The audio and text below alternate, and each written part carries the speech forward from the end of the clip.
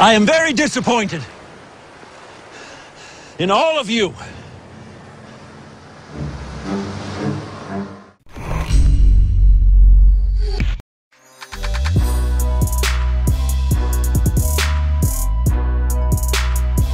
What's up guys, Sal here. So according to a number of case makers, it appears Apple could launch the iPhone SE 2 as soon as next month. And these case makers claim that the new model won't adopt the design language debuted on the iPhone X. Instead, the iPhone SE 2 will continue to use the Touch ID, which means a small 4-inch display will likely be present once again. The smartphone will be equipped with a slightly newer A10 Fusion processor that debuted in the iPhone 7 lineup. This is most likely a cost-cutting effort on Apple's part in the hope of attracting consumers at lower price points. Most notably, however, is the case makers' claim that the iPhone SE 2 won't include a headphone jack despite having the same dimensions. Apple dropped the headphone jack on iPhones starting with the iPhone 7, but for now still sells the original iPhone SE and similarly spec'd iPhone 6s, which both have headphone jacks. Perhaps Apple will tout improved water resistance as part of this change if accurate. Furthermore, the device could also ditch the aluminum build in favor of the company's newer glass build, which will most likely result in wireless charging support.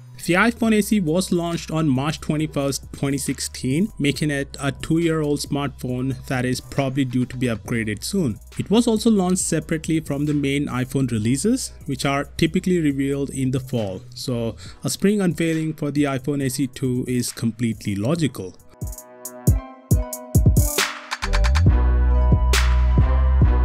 Apple is getting ready to launch 3 new iPhones this year, but one analyst says you shouldn't expect to see the $999 iPhone X much longer.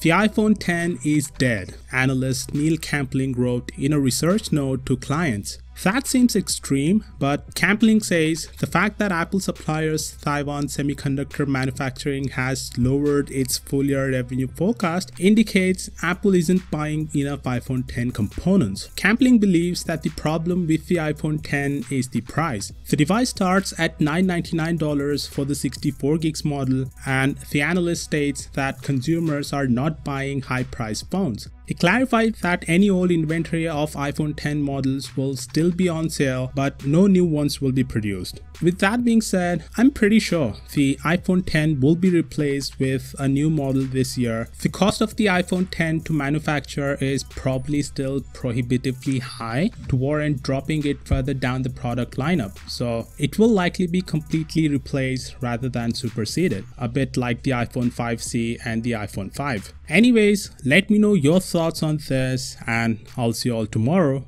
Peace out. Okay.